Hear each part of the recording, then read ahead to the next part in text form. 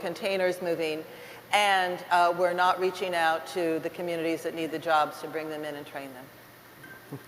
That's an ongoing issue. You know, I was thinking about the gentleman at the previous panel was talking. Somebody asked, I think I'm paraphrasing, but he asked, you know, so how do you get capital and where does it come from? And his comment was, you know, something to the effect of capital will go where there's talent and there's opportunity and there's return. And I keep thinking about this whole issue about triple bottom line in communities and trying to catalyze innovation in communities. And that was not Richard to be discouraged, Koffler. but so, Luann, it was Richard Koffler, and I met Richard because he also has a big heart. He's a very, very tough-minded, you know, venture capitalist. Has a big heart. He chairs the Central Latino digital literacy training program, and you know, he is another great asset in this region. Well, the truth of the matter, too, from an educational standpoint, if we're not training our students and educating our students of color, our minority students, our majority students anymore, we won't, if they do well, if the poorest of our student does well, then the richest of us will do well, because ultimately they're going to be providing our workforce in the future and supporting these kinds of businesses. But I wanted to throw out this whole issue about, because it keeps coming up today in these conversations, Silicon Valley. I mean, we're all tired of hearing about Silicon Valley. I don't believe that California isn't a welcome place. I know there's some issues, but I think we have amazing assets and talents and things that other states don't have.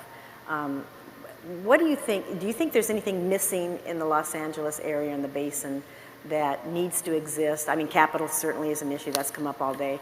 Is there something missing that we don't have that we need to focus on and put some effort into to be able to get there? It's critical mass of workforce for the innovation community. And can you talk about that a little bit more, Sunny? Sure, I can. I mean, literally, what I mean by that is although we're producing the top end of the workers in a community of innovation, the engineers, the companies are struggling to grow and expand because the rest of the workforce they need is not prepared. We do not have enough of our workers that are prepared to get over the hump to attract more capital. That is what I would identify. Let me turn back to you, Sean. You identified the five categories. You tell me, but that's what I see. There are jobs in Southern California and just in the logistic industry that go unfilled every day. Right. They go unfilled. I agree. And to answer part of your question about Silicon Valley, only Silicon Valley is going to be Silicon Valley. LA is never going to be Silicon Valley. Austin is never going to be Silicon Valley. Denver's never going to be Silicon Valley. New York isn't either. The advantages that they have and are building on are self-reinforcing, and it's going to be tough for any other region to ever be that.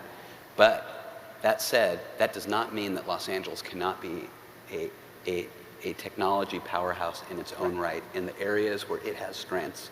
And I think those are the areas that we want to and are trying to, and you can see are growing in LA right now.